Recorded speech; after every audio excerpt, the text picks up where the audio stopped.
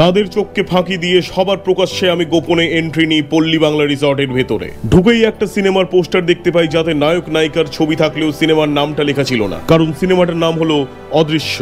তারপরে আমার এন্ট্রি হয় ওদের পার্সোনাল মর্গে, যেখানে পৃথিবীর তাবড় তাবড় প্যাথোলজিস্ট আর সার্জনদের তত্ত্বাবধানে চলছিল বিভিন্ন মাছেদের পোস্টমর্টেম, যাদের ষড়যন্ত্র করে ডুবিয়ে মারা হয়েছিল এই পুকুরে।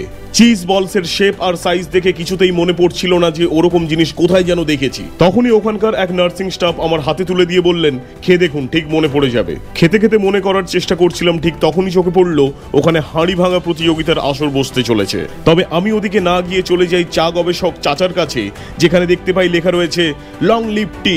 অনেকেই জানেন না যে টি ওয়ার্ডটায় ই আর এ এই অ্যালফাবেট দুটো কিন্তু সাইলেন্ট থাকে। চা চাইতেই চাচা বললেন, কাপে দেবো নাকি ভাঁড়ে?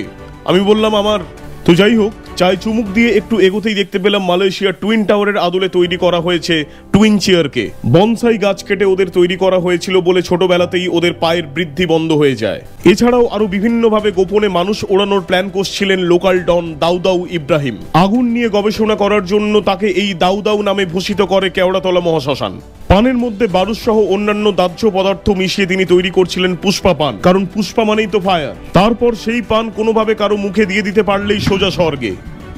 ব্লগ ভালো লাগলে লাইক করুন, শেয়ার করুন আর ফলো সাবস্ক্রাইব যা পারেন করে বেরিয়ে যান এখান থেকে।